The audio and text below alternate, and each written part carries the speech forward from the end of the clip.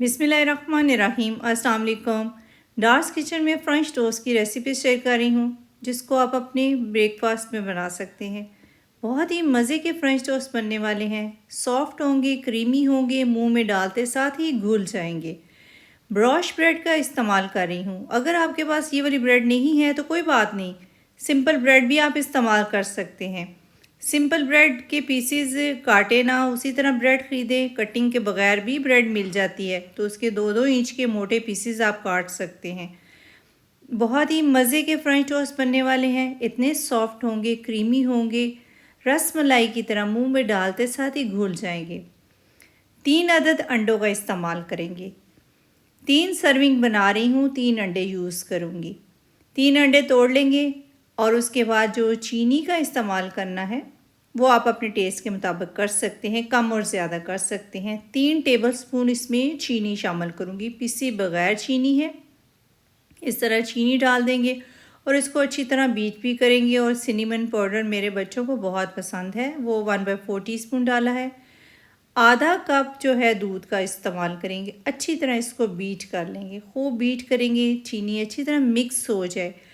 उसके बाद अब आपने गौर से देखना है, सारे पीसेस को चारों तरफ अच्छी तरह इस तरह कोटिंग करेंगे। कोटिंग करने के बाद आपने उसी वक्त इसको फ्राई नहीं करना, इसको थोड़ी देर के लिए रख देंगे। इसकी ये वाली टिप आपने जहन में रखनी है, तभी तो ये बिल्कुल रस मलाई की तरह बनेंगे, मुंह में डालते सब घुल जाएंगे। ओवरनाइट के लिए रखें फ्रिज में, या फिर 2 घंटे के लिए आप इसको रख सकते हैं। थोड़ा सा देसी घी डालेंगे, आधे टीस्पून के बराबर। काफ़ी ज़्यादा इसने मटेरियल सोक कर लिया है, इसके अंदर सारा मटेरियल चला गया है। फ्लेम को आहिस्ता रखेंगे, काफ़ी देर इसको एक साइड पे पकाएंगे। 2 मिनट हल्की फ्लेम पर पकना चाहिए, अंदर तक इसके सारा जो अंडा गया हुआ है, इसने सोक किया हुआ है, तो वो पकना चाहिए। उल्टा देंगे, हर तरफ से उल्टाएंगे, चारों तरफ से इसका कलर आना चाहिए। ये दोनों स्लाइस जो हैं इनको 5 से 6 मिनट लगेंगे बनने में। हर तरफ कलर लाएंगे और पकाएंगे अच्छी तरह, क्योंकि इसके अंदर अंडा काफ़ी ज़्यादा गया हुआ है। अंडा और दूध जो हमने इसके सोक करने के लिए रखा था, तो उसको पकना चाहिए। तो 7 मिनट भी लग सकते हैं। बस फ्लेम आपने आहिस्ता ही रखनी है, एडजस्ट करते रहना है। अगर तेज़ फ्लेम पे आप बनाएंगे तो ये जल जाएगा और एक तो खूबसूरती भी ख़राब हो जाएगी और ये अंदर से भी नहीं पकेगा, कच्चा रहेगा और मज़े का नहीं बनेगा। हल्की फ्लेम पे बनाएंगे तो मज़े का भी बनेगा, जूसी भी बनेगा और मुंह में डालते साथ घुल भी जाएगा। कलर आने तक इसको उलट पुलट करते रहेंगे, अच्छी तरह इसके ऊपर कलर आ जाएगा तो फिर उसके बाद इसको निकाल लेंगे।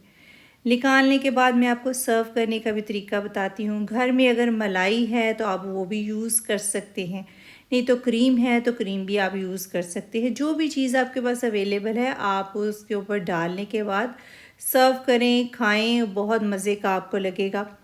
बारीक पिसी हुई चीनी इस तरह डस्ट कर देंगे, क्योंकि मुनासिब ही चीनी का इस्तेमाल किया है, बहुत ज़्यादा चीनी इसके अंदर नहीं डाली।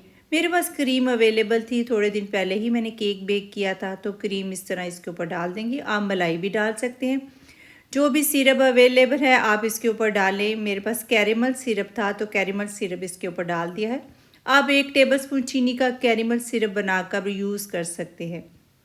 आसानी से बनने वाला फ्रेंच टोस्ट जो बहुत ही टेस्टी बना है, मेरे बच्चों का फेवरेट है। नट्स जो भी अवेलेबल हैं इसके ऊपर डालें, आलमंड डालें, आप इसके बाद अखरोट डालें, जो नट्स अवेलेबल हैं इसके ऊपर डालने के बाद आप इसको खाएं। आपके मुंह में जाते साथ ये घुल जाएगा। बहुत ही मज़े का बना, मेरी फैमिली ने इसको बहुत इंजॉय किया। आप भी इसको बनाएं और अपनी फैमिली के साथ एंजॉय करें। और डार्स किचन को सब्सक्राइब, वीडियो को लाइक और फ्रेंड्स से शेयर करना मत भूलिएगा। अपना बहुत सारा ख्याल रखें, अपनी दुआओं में याद रखें। अब इजाज़त दें, अल्लाह हाफिज़।